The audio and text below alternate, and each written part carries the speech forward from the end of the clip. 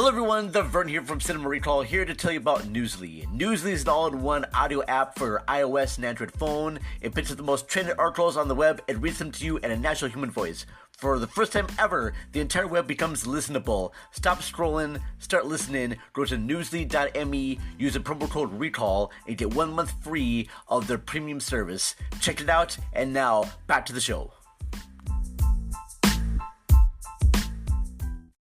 This podcast is a proud member of the Let's Chat Club. Find out how you can become a member by going to the website letschatpodcast.net.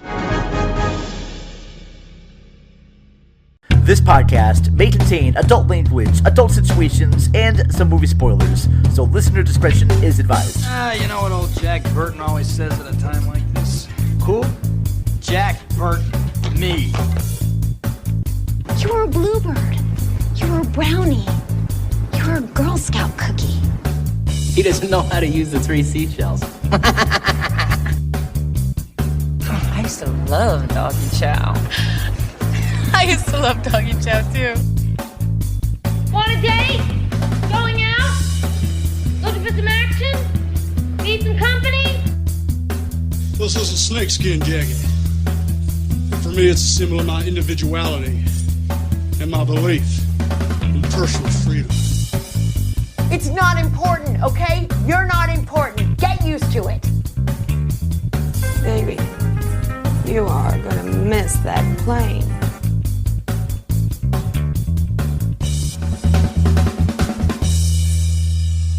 Welcome to the Cinema Recall Podcast.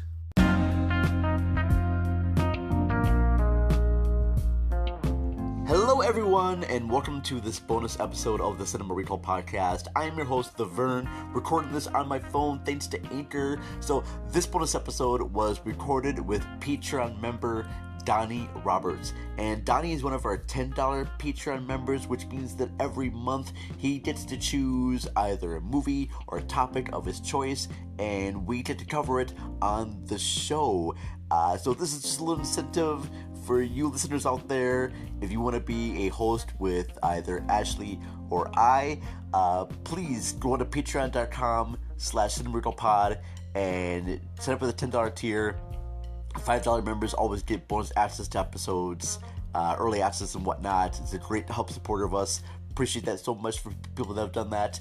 So hope you enjoy this episode of Robocop 2. If this is your first time listening, thank you so much for joining us. We have so many other great episodes over at cinemarecall.net.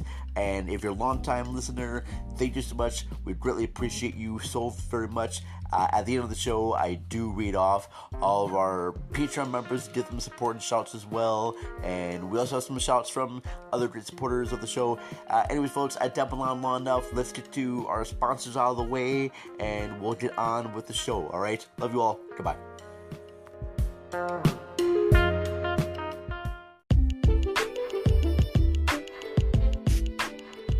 Hello everyone, it's the Vern again. So one thing I hate the most about watching movies is when I go to watch a movie or show on my favorite streaming site and seeing that the movie or show I want is only available in another country. What do? Well, I'll tell you what you do right now. You go to ExpressVPN, expressvpn.com/cinemarecallpod, and get 3 months free of their services. ExpressVPN will give you access to view other movies and shows from other countries. So find out what Netflix is like in the UK, find out what Hulu is like in the Netherlands. Again, expressvpn.com/cinemarecallpod, and get 3 months free of their services. I hope you enjoy, and happy movie watching, everyone. Good night.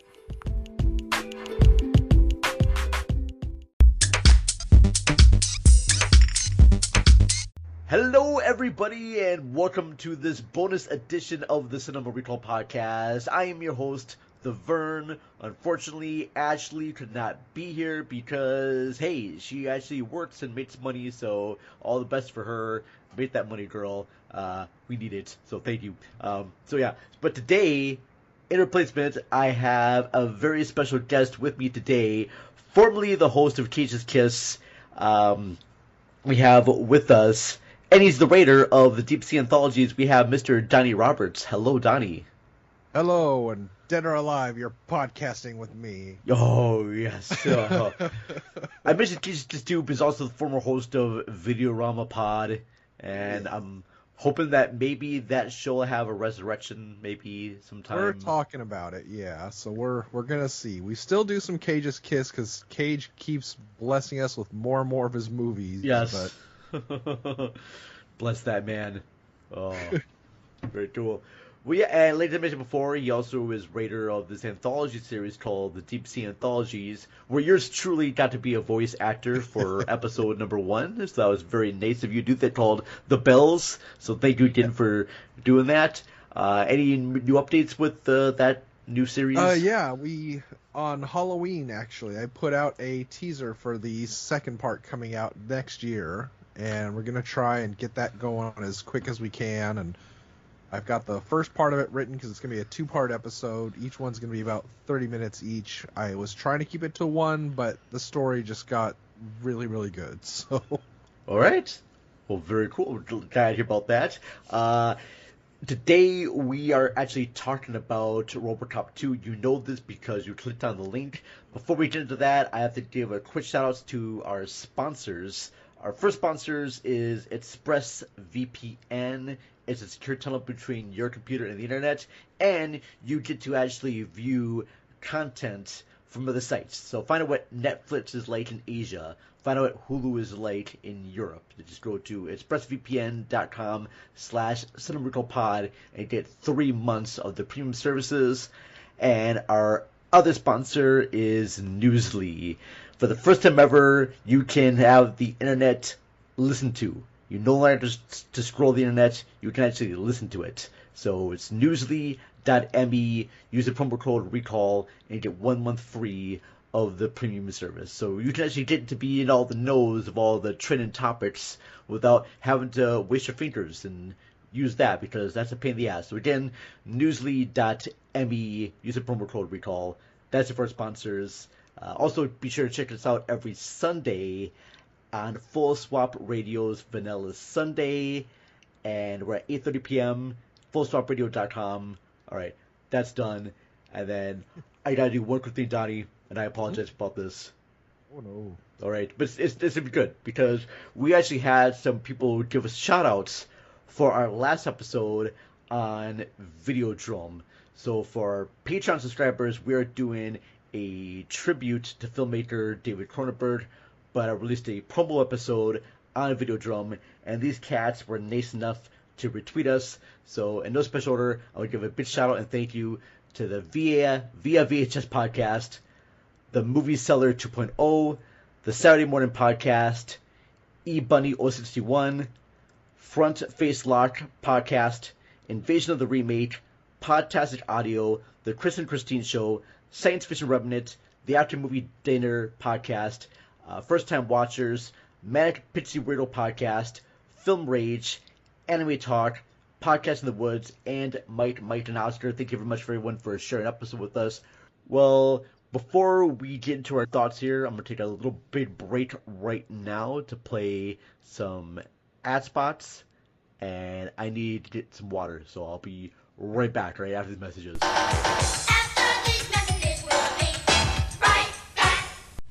You are about to witness history in the making. Hi there, this is Todd from Forgotten Films, and if you spend all your time watching new releases, then you need to broaden your movie horizons.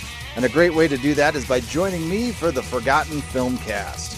We don't talk about the new releases, we don't even talk about the classics. We talk about the movies that time forgot. On each episode, I'm joined by another film blogger to discuss a film that may or may not be worth rediscovering. So look for the Forgotten Filmcast on iTunes, Podomatic, and wherever you find great podcasts. Have time for another podcast and enjoy listening to two idiots discussing films? Then look no further. We are Movie Drone Podcast, two mates sitting down to discuss new releases, nostalgic films, and anything and everything in between. He's Steve. And he's Mark. Together we answer listener questions and set each other homework, giving each other a film to watch that the other hasn't seen, in the hope of unearthing hidden gems. You can download us on iTunes, Podbean, as well as Google search us to find us on loads of different platforms. Or email moviedronepodcast@hotmail.com. I think that's all. No chance, mate. Huh? You've forgotten everyone's favourite feature, Mark's Movie Impressions. Oh, I'd hope you've forgotten it too, to be honest. No chance of that, mate. You think you should do one. I hate you. Come on, mate. Show them what you got. I ain't no bomb. I ain't no bomb. Yo, Adrian! And if that hasn't put you off, give us a try. There's a small chance you won't regret it. Before we get into Robocop 2, Donnie, give me some your general impressions. When did you first see Robocop? I actually got to see it when it came out in theaters. You saw it in theaters? Holy shit, how old were you? How old were you? Oh, man. Let's see. I don't have the date the movie was released in front of me, but I'm going to say it was 89, I think, 87. or 90. It's 87. The first one was 87. 87. Oh, the first one was 87. Yep. Yeah. And this one was, I believe, was made directly after, because the first one was really on a shoestring budget, and they didn't think it was going to be done like as successful as it was, but it was, so they rushed it. So yeah, but I was asking you, when did you first see the original Robocop? Oh God, the original. No, I was thankfully not in theaters for that. My parents were loose with morals, but not that loose. Okay. That would be on video. When did you see? Yeah, but when did you first see? I want to say video? it was like a year before we saw the second one. Okay. Because it wasn't too far after that we went and saw the previews for the second one. I was like, oh my God, we got to see this. Now, did you watch like the original Robocop with just like your dad or your folks? I mean, together as a family. I mean, it was a family movie. Yeah. It was. Yes. Okay. It's again, we have so many stories between me and my sister of all the stuff that our parents let us watch that we probably shouldn't have watched at different ages. Yeah, okay. But as I say in my reviews all the time, it was a different time. Sure. Yeah. Fair enough. I mean, I know for sure I saw Robocop 1 and even Robocop 2 on VHS like a bunch of times, along with like Die Hard 1 and 2. Oh yeah. I remember as a kid watching all these like very kind of like violent movies, but also watching Little Shop of Horrors a lot as a kid, and just loving that movie. And it wasn't until years later I'm like, that's a musical? Oh, that's right, yes, it is a musical, and it just didn't really fit with that there. But getting into Robocop, I know that I saw the movie first of all with my dad, and just loving it. And he's laughing at stuff that I have no idea what he's laughing about, and I didn't catch up on that until years later, knowing about all the social satire and everything. Yeah, classic movie Robocop.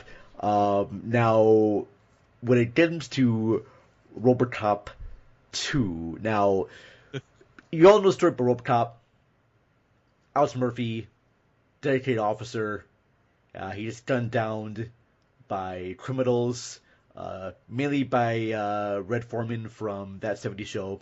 So that's a tragic thing right there. He just turned into a robot, and he goes out to the people who did him wrong, and then he discovers there's corporate greed happening, and he defeats the bad guys.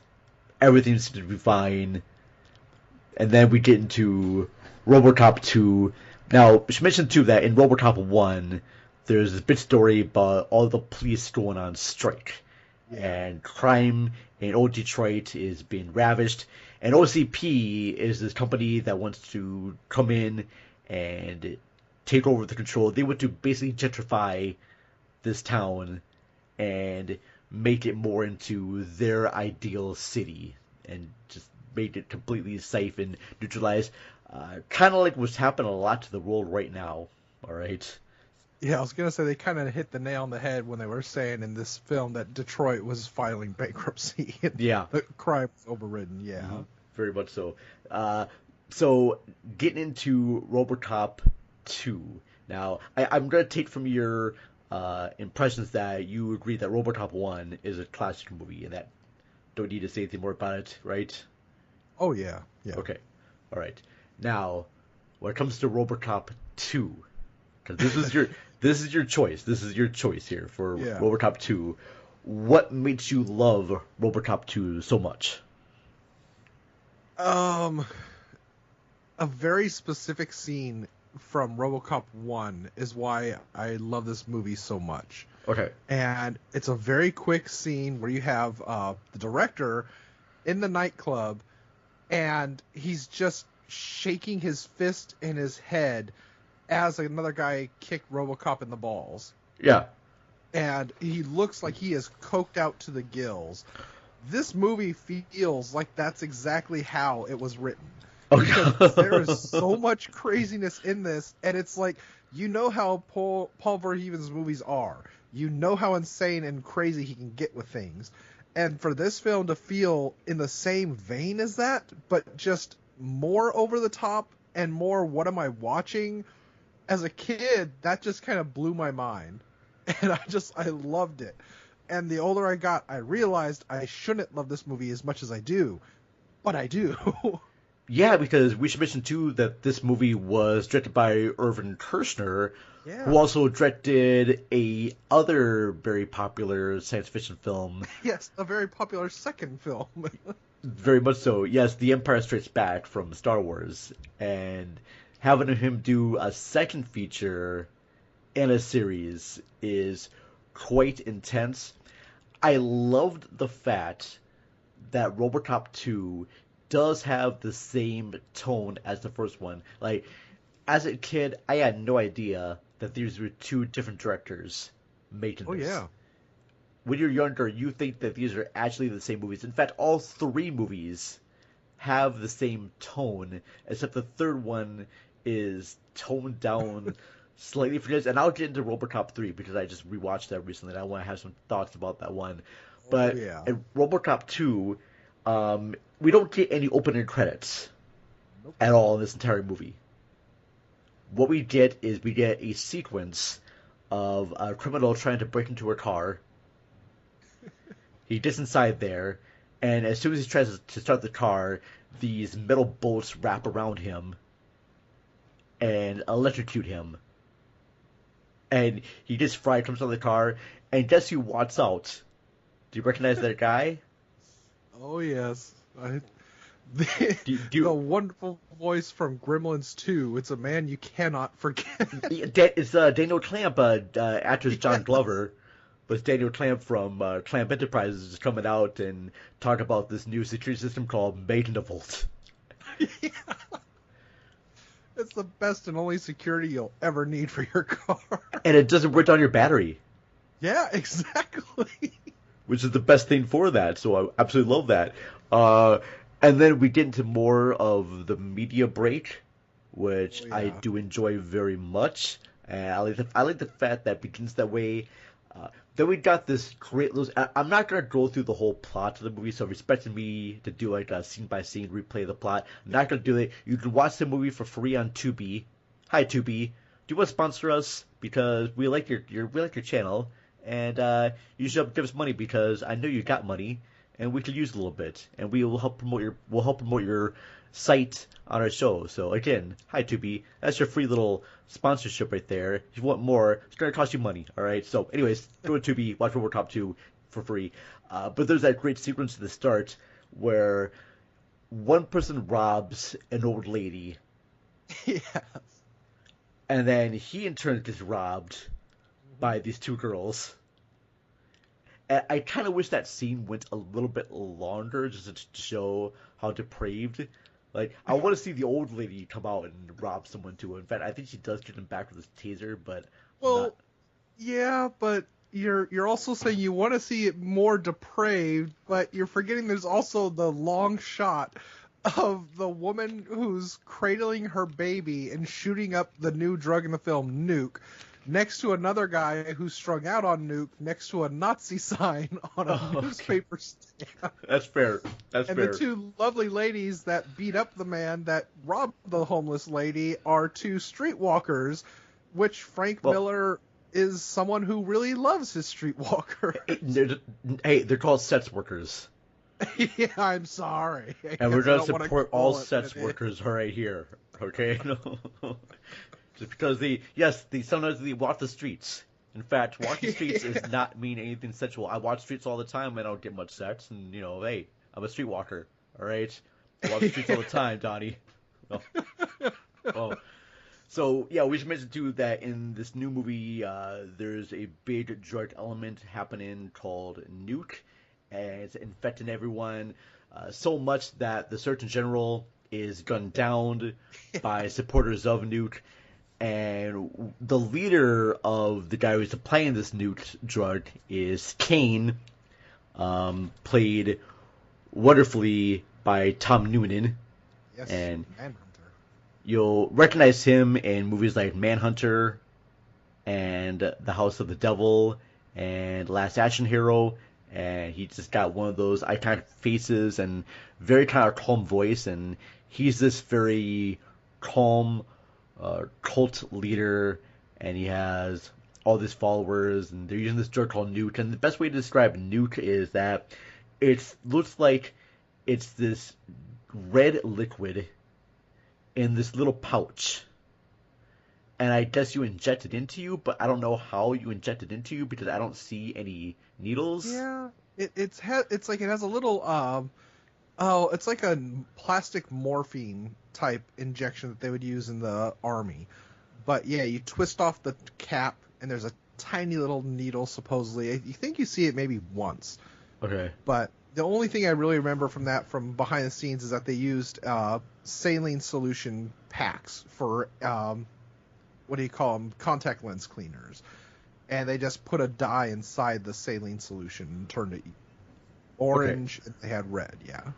All right, and apparently it's supposed to have you do the same sort of effects as heroin, makes you feel really nice and good, maybe some LSD with it as well. But so yeah, it's a big thing. This happened. Now, this movie came out in the early '90s, and I'm sure even at that time there was a pretty drug craze happening. I missed out on this craze because I was too young. I had no idea. I missed out on the whole cocaine craze where they gave out cocaine to everyone. And I'm missing out on this other big drug crazes. I keep missing out. I don't know. I feel like I'm just getting too old for this stuff, or too young Damn for this. kids, their designer drugs. I know, right?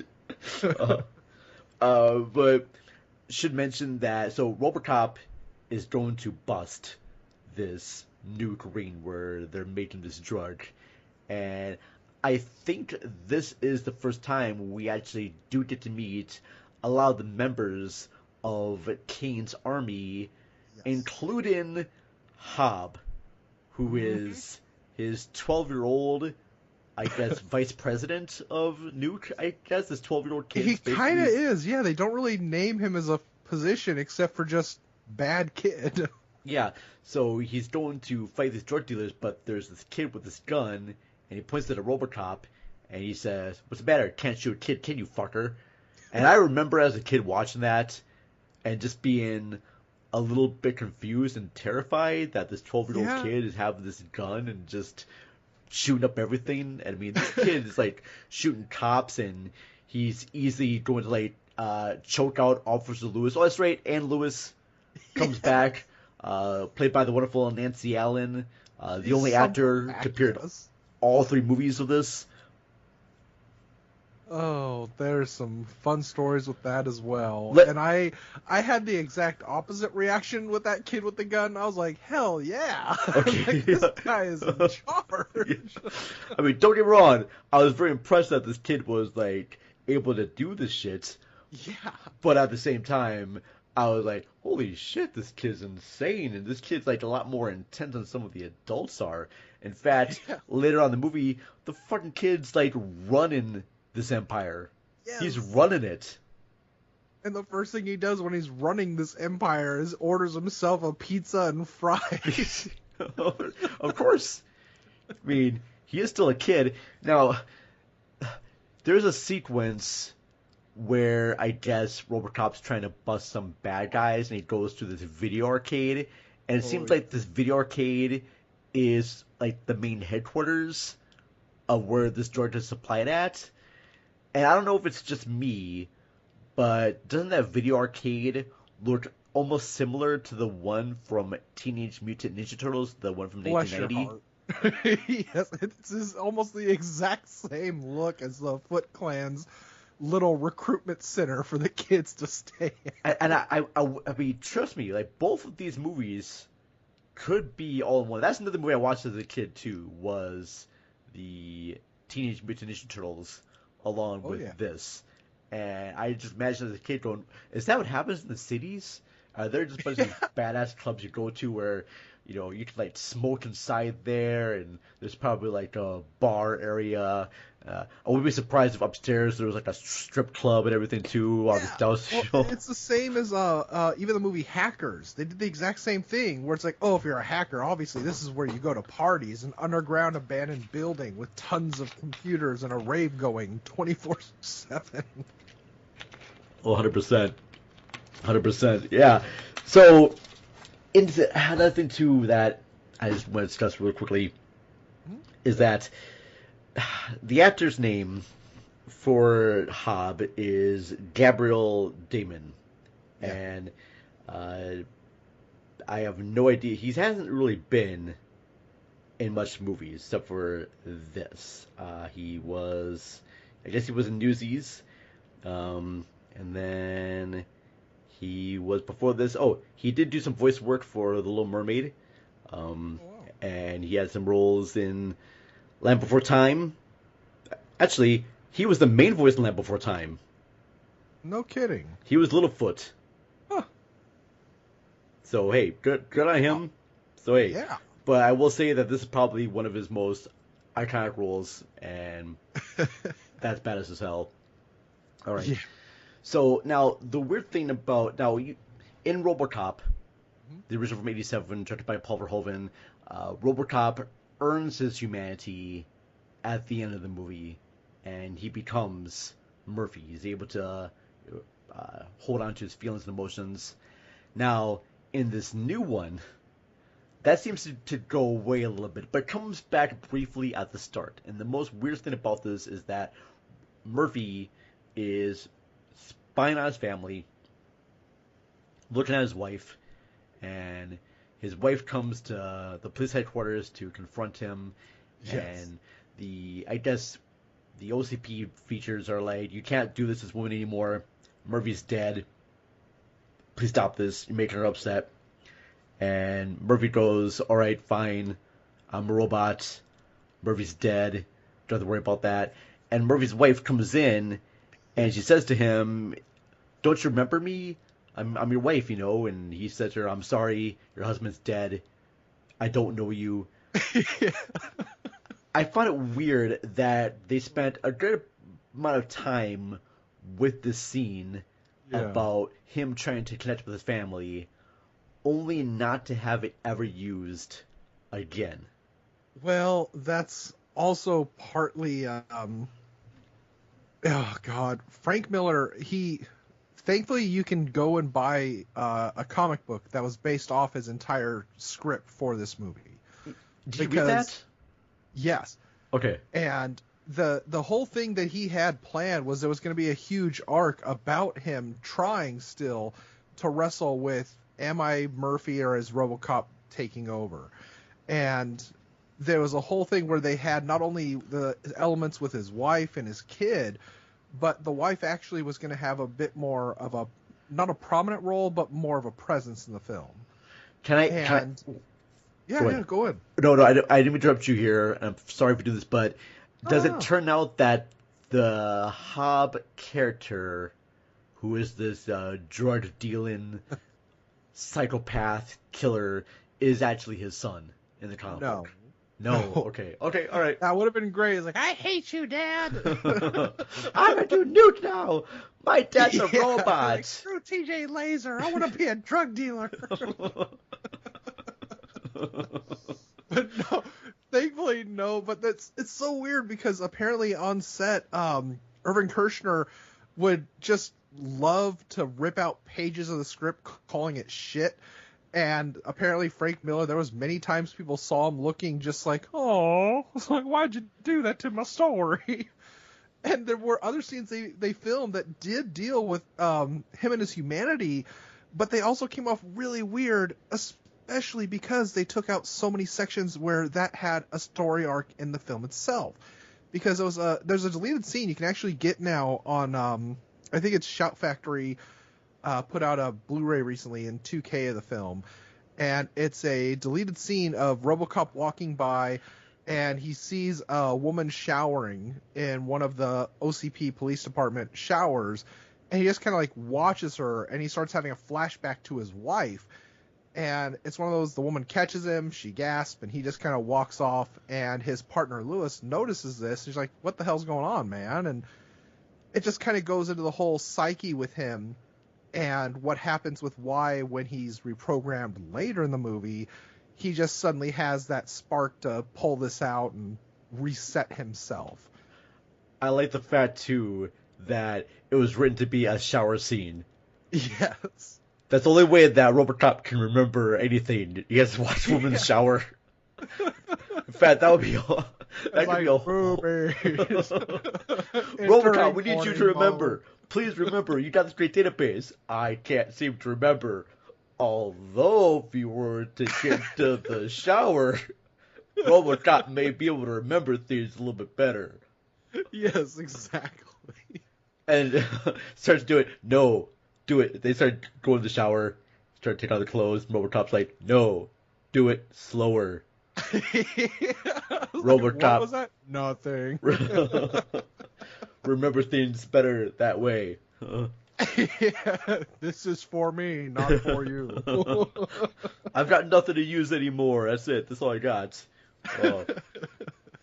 But so in the course of this movie, while Robocop is trying to chase down Kane and destroy him, the gang do get the upper hand on him, and they destroy him. And it's a very much different scene. From in the first movie, you're showing it from his perspective, he's being built. But in the second movie, we're seeing things from Robocop's perspective, and he's being destroyed. And they're taking control, taking apart his body, and they even destroy his brain, and they just basically ruin everything about him, and they throw him back at police headquarters, and he's all destroyed. His body's basically mangled, but they didn't kill him. I mean, they had him right there.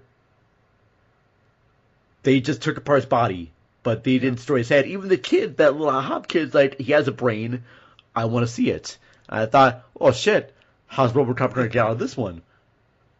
But apparently it's not a big thing because he's just in different parts, and they can put them together like a jigsaw puzzle, and they do.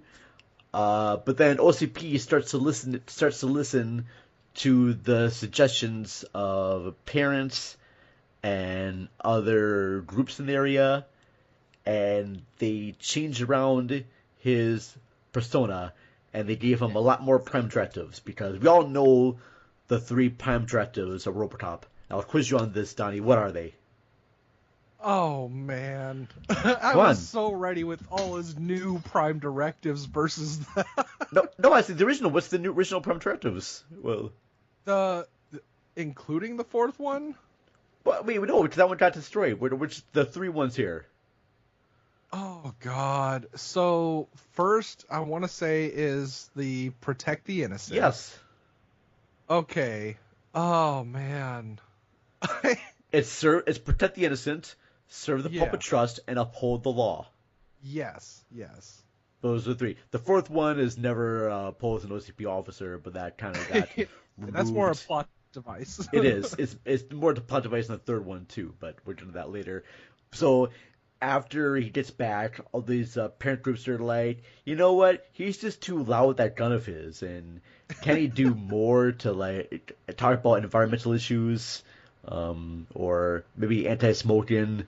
He can try to be a lot more nicer, and they put like a whole slew of these programs into his head, and what we get is probably the funniest.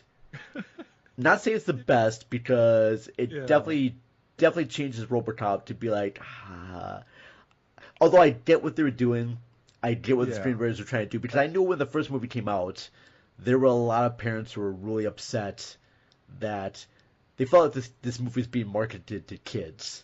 Yeah. I don't know if I felt it was being marketed to kids. I remember the cartoon show, and I remember the action figure. And I just remember my parents let me watch this movie, and even though they probably shouldn't let me watch the movie, I still did. I turned out okay. I don't think I had any problems about the violence in there. I think they just let me know that this is just silly and kind of dumb and whatnot. I don't know. Yeah, it was a very wild time growing up then, because people got to remember we also had Rambo 2. Yes. And that movie was not for kids, but it had a kids TV show and action figures. And so did Robocop and the Terminator 2 movie.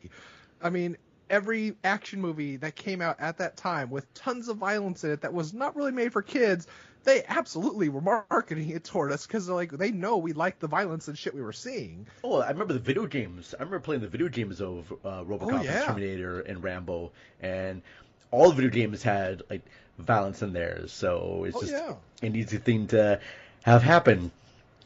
So in the movie, they give him all this commands, and Did you happen to look at some of the commands they gave him? Do you remember them? No. They were some of the ones I remember were there were things like avoid interpersonal conflicts and try to smile more. There's other things like don't run through puddles and splash pedestrians or other cars. Don't walk across a ballroom floor swinging your arms. I mean, it's like just the most random, insane shit. But it's all to make a better, more progressive RoboCop. Fair enough. And, he is, because he talks about it's a beautiful night. It's a beautiful night, Lewis, and the moon looks lovely. yeah. It's still daytime.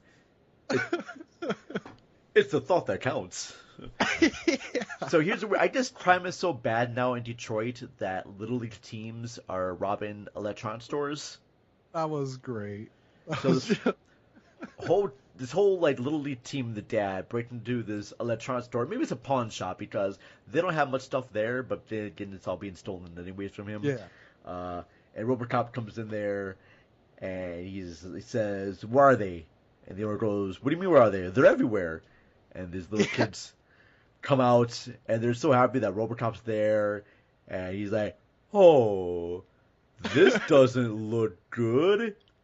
Remember, even though you think you're having fun now, you're being a disappointment to your parents, and they love you, and they're like, you have just gone fucked," and spray paint. These kids were so happy beating the poor shop owner's kneecaps in with a baseball bat. The weird thing is that I almost wanted to see a movie about that Little League team robbing places.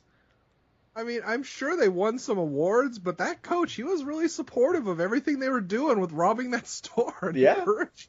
Hey, if you don't, go for it there.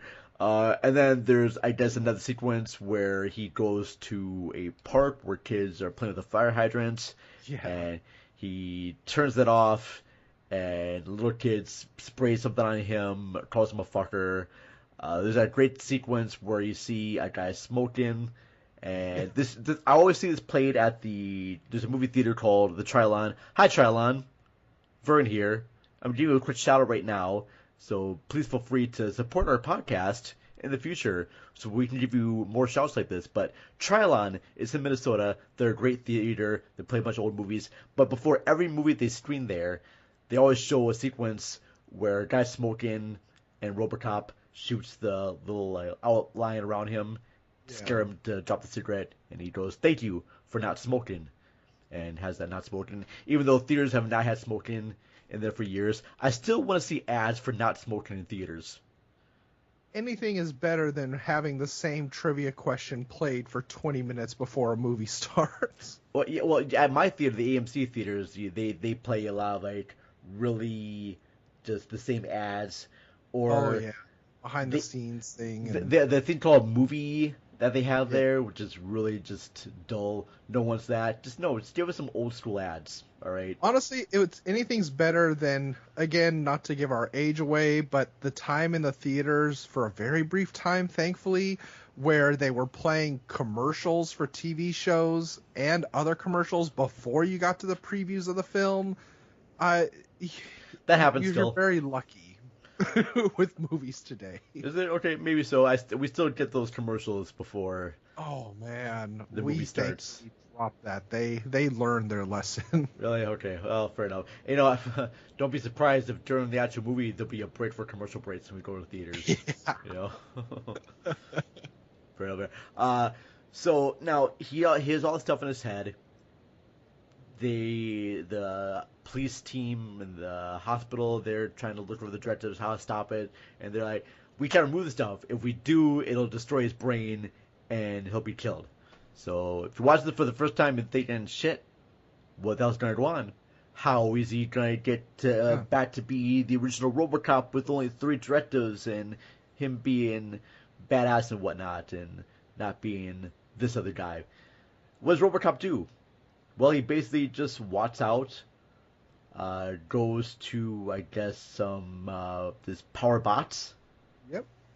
And he electrocutes himself. And like magic, it's a hard system reboot. And it's only just the 3 directives are there, so he's back to being a normal guy. And I'm thinking, Now, was this whole thing? I imagine this whole sequence was probably not included in Frank Miller's comic book. Oh no. Okay, I'm very curious to get into what is the main plot element because, all right, so in RoboCop 2. There is this new assistant, this very attractive assistant, and I had her name written down, and now. Oh gosh, But she's working now for OCP. We actually have apparently the owner of Silver Shamrock. Yeah, he's back. Owns OCP, Dan O'Harely. The woman is named Juliet Fats. Juliet Fats, played by Belinda Bauer. She seduces the old guy and just to be the one to control and make a new Robocop because people are not happy with the way Robocop is running now. They need to have a new Robocop. I do love the sequence where they are trying out different Robocops and they have the one robot come out and goes, stop or I'll shoot, and shoots one cop.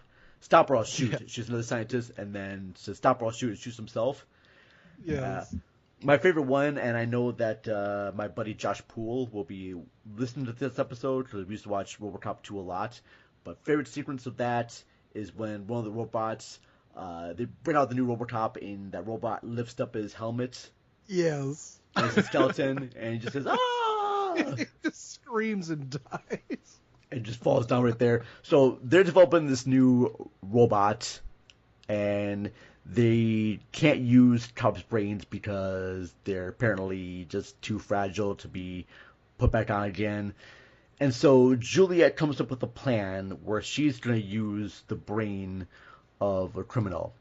Now, during one of Robocop's pursuits, so after Robocop becomes back to be human again, he goes after Kane and everyone and decides to just take them all down. And I think he actually ends up killing Kane. Yeah. If I'm not mistaken on that. He does. But Kane's put into life support, and Juliet says, well, we need to have a new brain for this. And she cuts off Kane's life support and puts Kane's brain into this new RoboCop 2 prototype. Just called brilliantly RoboCop 2 because, hey, it's the name of the movie. We might as well name our robot RoboCop 2. Don't need to do anything more than that. It's the second one. It's kind of like how you saw the automobile in Ghostbusters 2, just called Ghostbusters 2. And it's got the label on there, too. I guess apparently in the late 80s and 90s, everything had a 2 to it, and that was just fine. So, perfect for that. Going forward, and I'm trying to remember this off the top of my head, folks, so just bear with me. So, after Kane is in this new robot, which I gotta say, the Phil Tippett animation is really good in this. Oh, yeah. He did an amazing job. Well, Well, especially with a lot of the low light stuff they did with these. I mean, it really is difficult to light a lot of that stuff and get as much detail as they did. And the Kane suit they did for Robocop 2, well, the Robocop version 2, that thing is just insane. Even the full scale stuff they did. Mm-hmm. Oh, 100%. So now we also mentioned too that there's a mayor also trying to get money for city, because in this movie the city has to pay for a bunch of things, otherwise OCP is going to take control of the town. And there's a mayor, and he's putting together this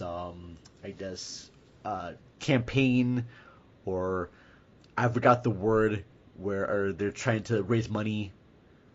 And they do things on television where they have ads. Telethon, thank you. Yeah. Gosh, I knew. God damn it. Appreciate that. Telethon.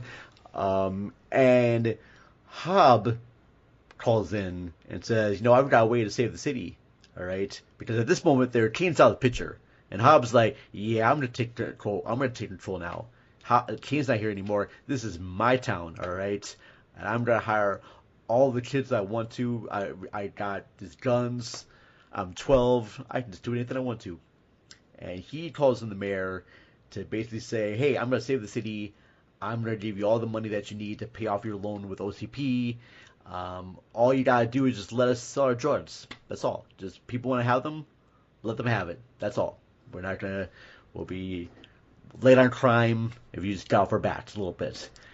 And so OCP, they actually get Robocop 2 to go into this town and kill everyone off, kill off all the witnesses, because they can't make that deal, because if they made that deal, OCP is out of money. So Robocop 2 comes in and basically annihilates everyone there. He annihilates his girlfriend too in a very kind of wicked scene, and even ends up killing Hob. I thought it was kind of odd that when Robocop comes in there and tries to save the day, he has this heartwarming moment with the kid, which I guess is nice. I mean, I get it though, but at the same time too, is like it wasn't deserved. Yeah, I mean that kid was the main. I want that kid to be more in the movie. That kid was a vicious little shit. Yeah.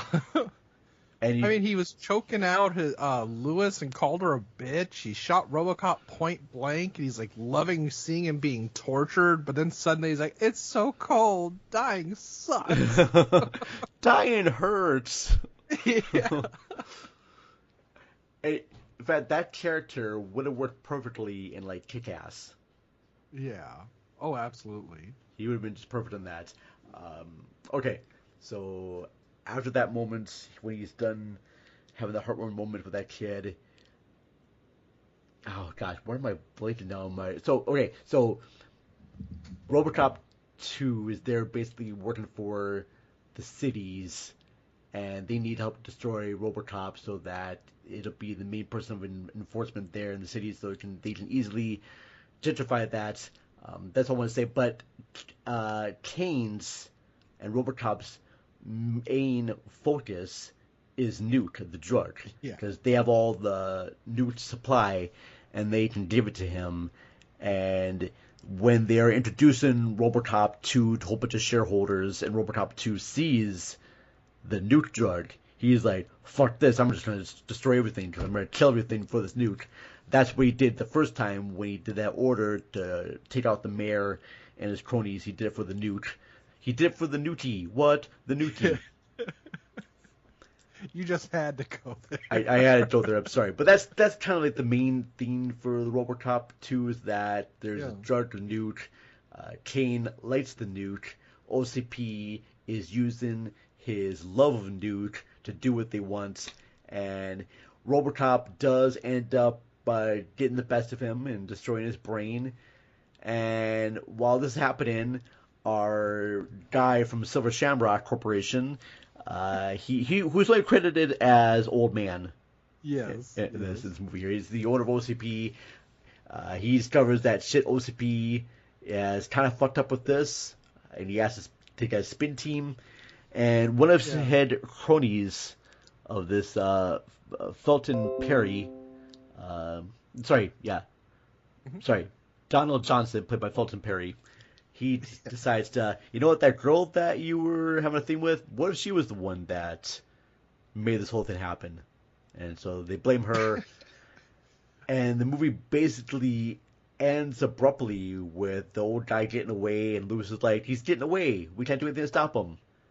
And just had the line where Robocop is tightening up his helmet and says, "Don't worry, Lewis, we're only human after all." And then it just ends. All of a sudden, there should have been like a third act. There should have, but again, it's one of those, they just kind of ran out of budget toward the end. And I guess I'm pretty sure I look up right now. Dan O'Hurley. When did he pass away? Because, he passed away in 2005? Wow. So he could have been in Robocop 3? Okay, well, Robocop 3 is a definite story right there, and I want to talk a little bit about that, but Donnie, because you read the Robocop, the Frank Miller adaptation, what is different about both of these? This was a while back that I read it, because I do not have it anymore, thankfully. I lost a lot of stuff way back from a ex that should not be named. Okay. But the thing I liked a lot about Frank Miller's version that would have made sense in the film was he actually focused a lot in the beginning on at the battle between Robocop and his human personas, Alex. Okay. And it was the whole idea that the end of Robocop, where you see that he's taken back his identity, that he's not this Robocop machine, he carried that on to Robocop 2.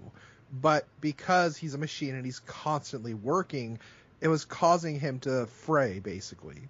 So it's like he started kind of losing himself in the whole process of trying to balance human and machine. So he starts glitching out a lot. Okay. And eventually he allows himself to be destroyed because he can't really guard himself. So he does get destroyed and rebuilt, and they do start to reconstruct him, but it's not really done because this lady is like, oh, I'm going to make you my new project. You're going to do awesome stuff for us. It's literally OCP being the corporate bad guys they are, saying you're going to do exactly what we want now.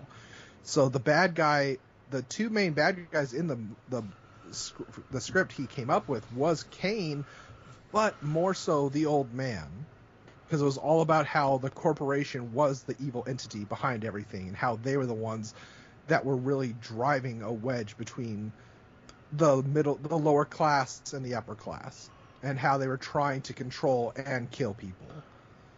And in fact, the character Kane in the comic book and his version of the script was a lot more intelligent, but because Frank Miller likes his imagery, he was also more of like a Jesus type figure.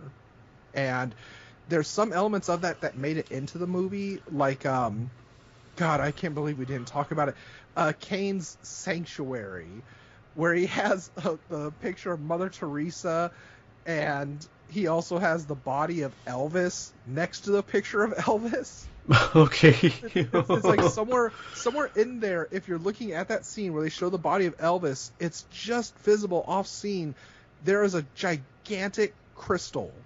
And it's because it was this whole introduction of New Age religion and shit that they tried putting in there. And this whole belief he had of being a new Messiah. And his problem with Robocop was kind of going the Lex Luthor and Superman route of him thinking that Robocop is everything that's anti-religious. He is immortal, he should not exist, and he is a direct threat to his power and his position as God in this world. So that's why the two end up fighting each other. Oh, okay. Yeah. That makes... It's just... It's weird because a lot of elements from there's two versions of the script, and this is why it gets really convoluted and weird, and this is why you have to get obsessed with Robocop. because Robocop 3 has a lot of elements that are a mix of the original script that was written by Edward Neumeier and Michael Miner. And that script was deemed to be just bonkers, batshit insane. Okay. And that was called, I think it was Robocop Corporate Wars. And a lot of stuff from that, including robot ninjas, was in Robocop 3. So yeah, really quickly, I'm not going to go over Robocop 3 that in great detail, but Robocop 3 was directed by Fred Decker, who also made Night of the Creeps and Monster Squad. Yes. And Robocop 3, in this movie, OCP has kind of taken control of everything, and they want to basically gentrify this town to make way for construction of Delta City. And it follows this little girl, and she teams up with this undergroup revolutionaries, and they decide to fight for their homes, and Robocop ends up fighting for them. The thing that made me groan the most in this entire movie is where they are trying, so this little girl and this group of radicals, they are going to destroy this OCP headquarters. And when they get there, Ed 209 is there. Now, Ed 209 was not in Robocop 2 at all, which is one of the most disappointing things I hated about Robocop 2. There's no Ed 209. So when Ed 209 shows up in Robocop 3, I go, shoot! Hell yeah, Ed 209's there. And for some reason, Ed 209 is this very powerful robot that has no problems about killing anything, doesn't do anything at all, while this little kid can go up to him and plug in their computer laptop and reprogram it to be as loyal as a little puppy and just to do things. And I'm like, okay, all right, fine. That's where we're The going. weird thing about Robocop 3 is that it was a response to Robocop 2 being very ultra-violent, same with the Robocop 1. And so they really toned down a lot of violence. But there's a lot of stuff in that movie I'm thinking, all right, you toned down the violence of this movie, which is fine, but you have no problems of showing cops going to this brothel. Yeah. And there as well. Now, I will say one quick thing about Robocop 3 that actually you do like is that it has an appearance from James Lawrence, who is in Frankenhooker. Yes. In that movie, he plays the guy that belittles Officer Lewis for destroying his car. And I'm listening to that voice and going, I recognize the voice so well. Like, oh my gosh, you're the main doctor from Frankenhooker. That is absolutely epic, and that makes total sense right there. And I kind of wish Frank Henlotter made Robocop 3. So, in a dream world. So you mentioned that a lot of stuff that happens. What did you say? Elements from the Edward Neumeier script made it into Robocop 3. Yeah. Was there elements from Frank Miller's Robocop that made into there as well? A lot of the, like him, again, when he starts following the little girl and starts trying to protect the innocent again. Yeah. And a main element that he had in that was also the idea of Robocop with his humanity becoming a figure of the people and going again against the system and against the whole OCP. Okay. All right. But it was still one of those, he was told certain things they really did not want, because apparently his version that became the comic book, they called it just unfilmable, and Frank Miller had to go through about 4 different rewrites. And there was, I believe, the jetpack that he has in part 3 that was also supposed to have been in part 2, because there were scenes they talked about having Robocop flying around the city instead of using a car, because you see the car he's driving get blown up in the beginning and during the whole break-in they had at the gun store. But honestly, they're supposed to be in production right now of Robocop Returns, and that's supposed to be based off of the Neumeier script. Oh, but all right.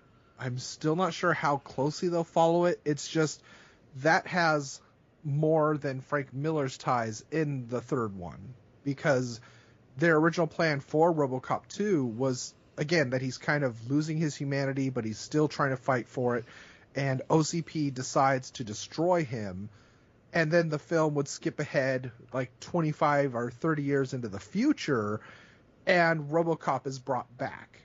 And with it comes Murphy's memories, and now he's having to fight these corporations that are trying to kill the people because they're battling out things for money, basically. Greed now runs the cities. Okay, no, just, no, just I don't want any more of this. The only thing I actually liked that they remade was the thing called Our Robocop Remake. Oh God, I love that movie, and especially I know the scene that you probably loved as well. It's the ditch shooting scene. Yes. Yes. Okay. That's the most amazing scene. I'm not going to tell you any more about it, folks. You can watch it free on YouTube. It's called Our Robocop Remake, and I'm not going to spoil anything about it. All I'm going to mention now is the ditch shooting scene. Yes. Basically, all I will say about Our Robocop Remake is that a bunch of different filmmakers remade one scene at a time of Robocop. So there are sequences that use puppets. There are scenes that use 8-bit graphic animations. There is a dance sequence for a key moment. Yeah, it's fun. I definitely enjoyed that. I enjoyed that a lot more than the 2014 version of Robocop, which I don't hate.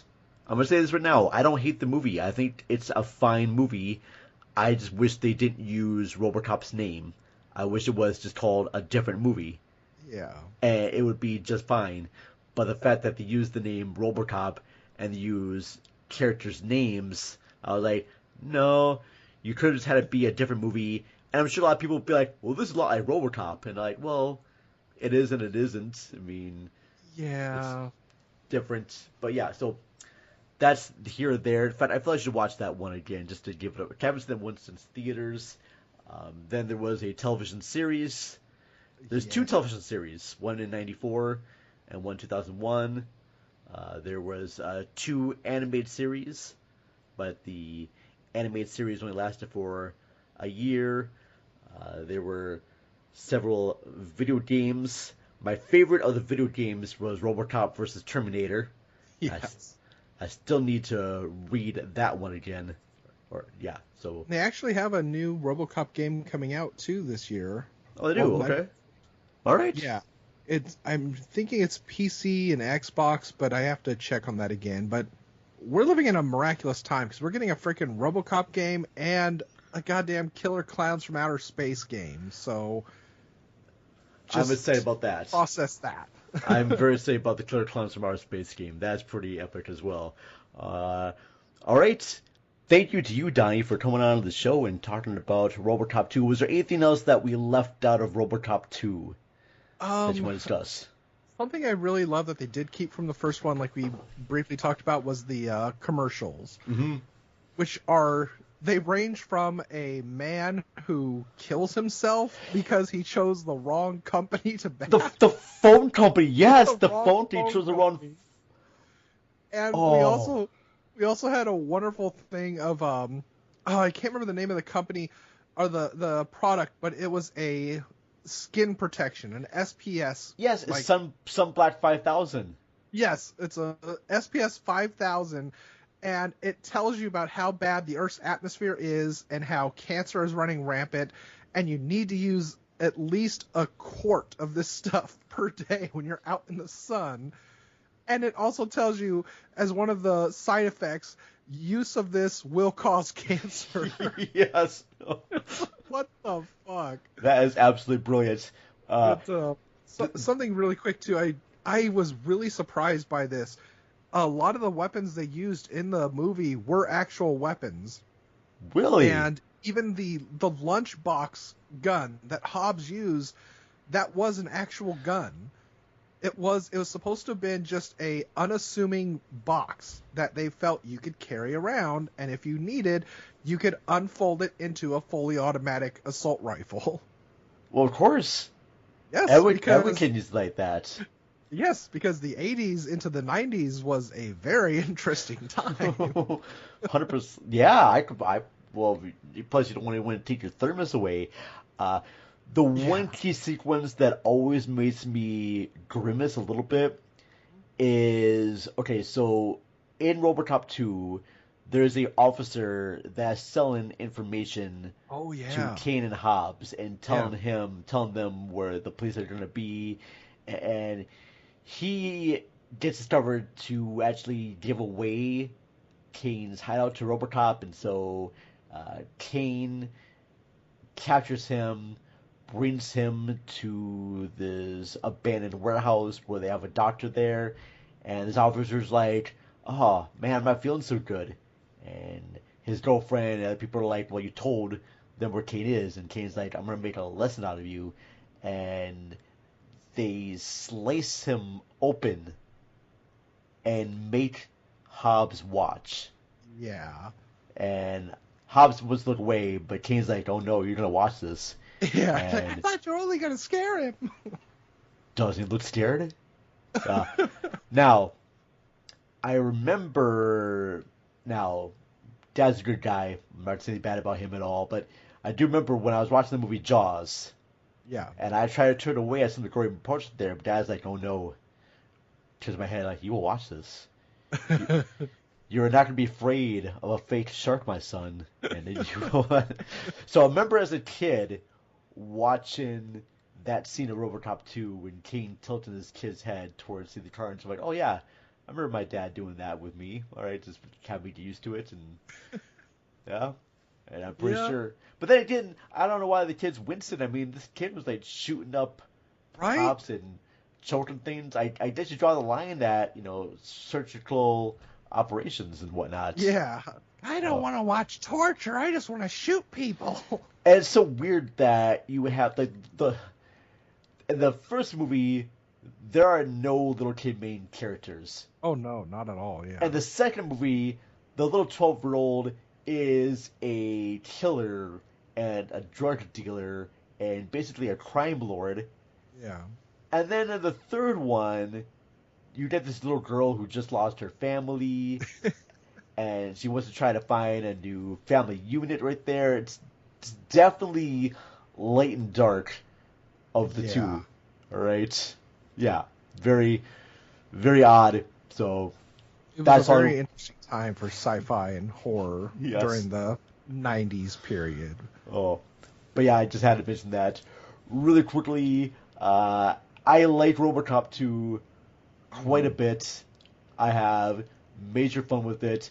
For me, Robocop 2 is definitely more of a superhero comic book story. Especially, it's definitely the comic book version of Robocop.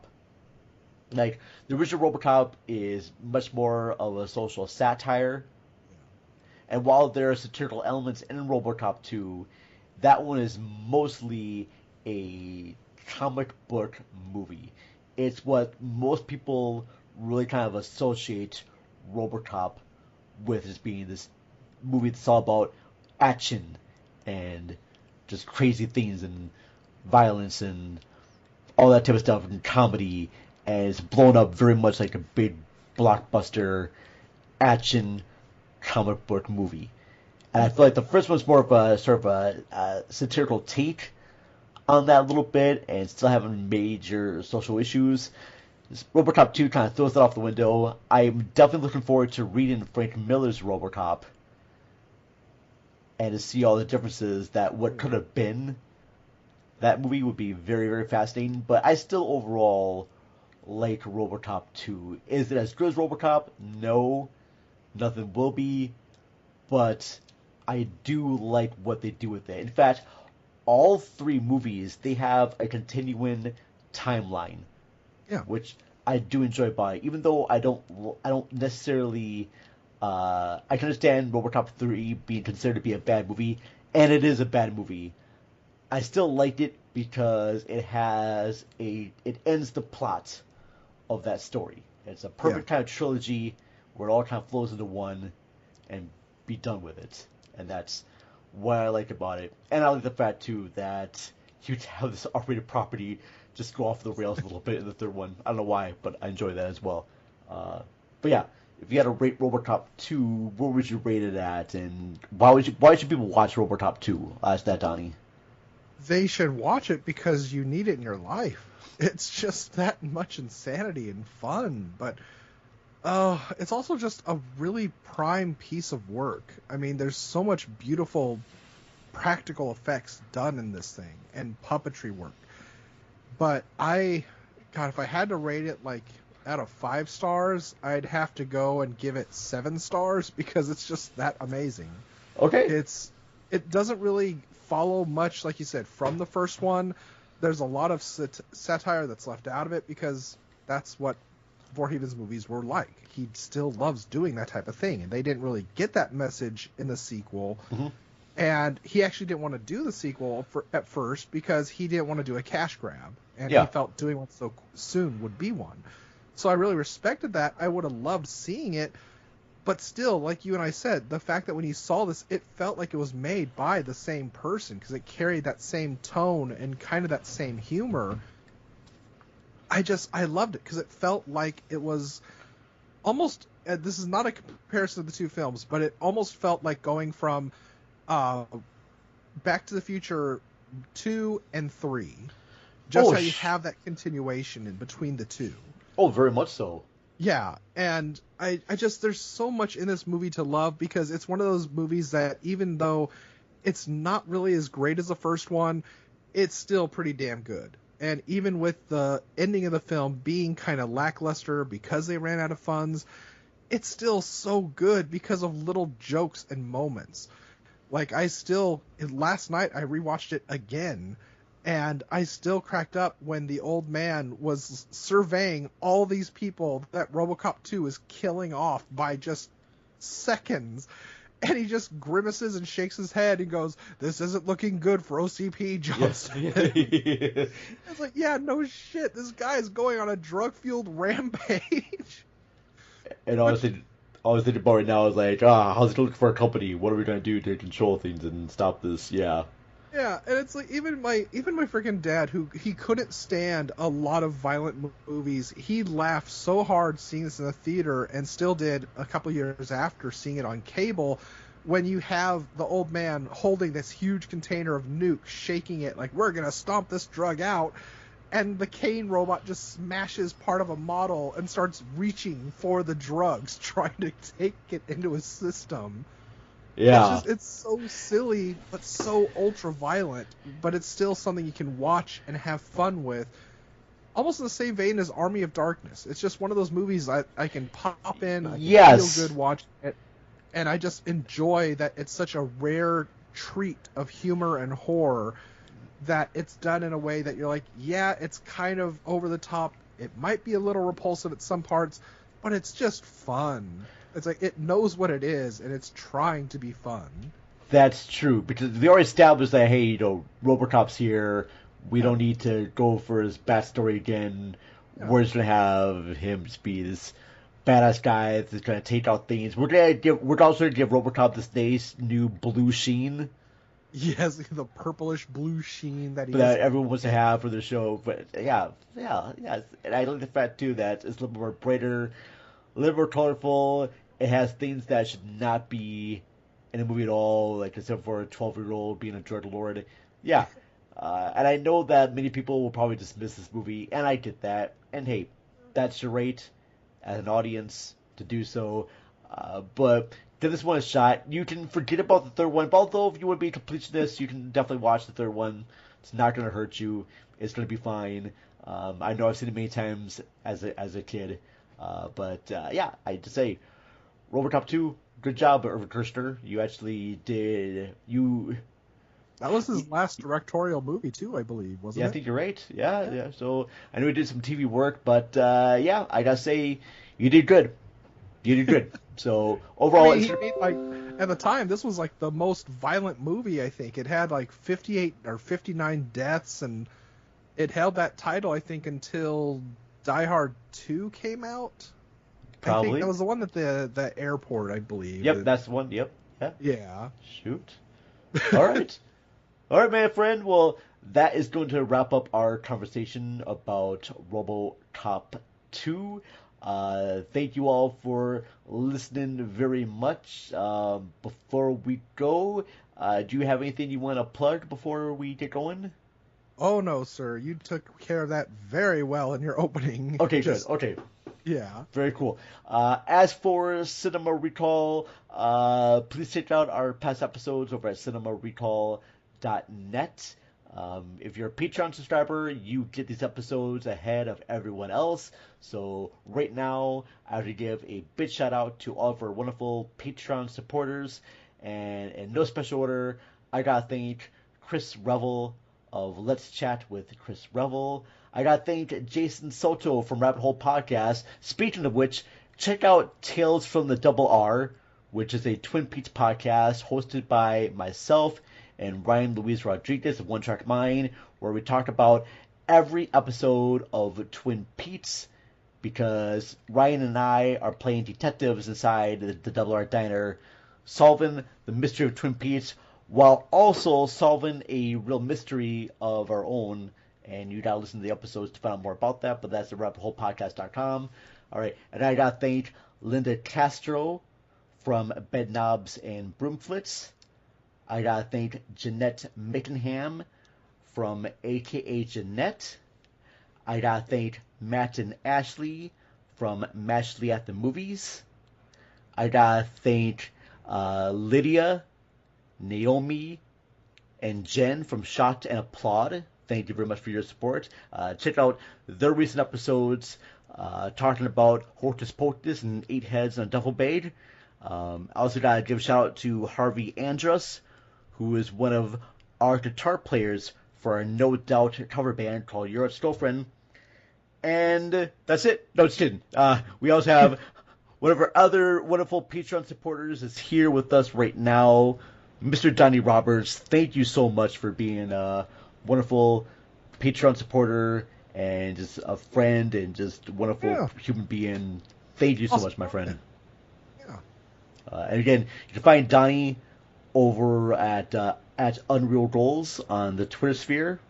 Even though Elon Musk is an asshole, he's kind of costing me views. I'm still keeping Cinema Recall on there because we have a lot of followers on there, and that's the best way for me to promote episodes is on Twitter. So if you want to know how to survive Twitter, just read Dr. Seuss and the Starbelly Sneetches story. That'll pretty much get it for you. Okay. I don't think I've read that one. And hey, you know what? It's nothing wrong with reading children's novels. I still think There's a Monster at the End of This Book, starring Grover, is the greatest book ever written. This is true. And I'm going to stand on a hill with that right there. All right. But thank you for joining us. A big shout out to my co-host Ashley, and she'll be back on later episodes. I'm trying to get her to host an episode by herself, but she's nervous about that. I think she'll be just fine.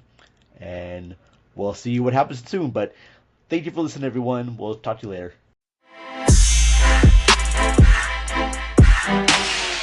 This podcast is a proud member of the Lamb Podcasting Network. Find the network at largeassmovieblogs.com.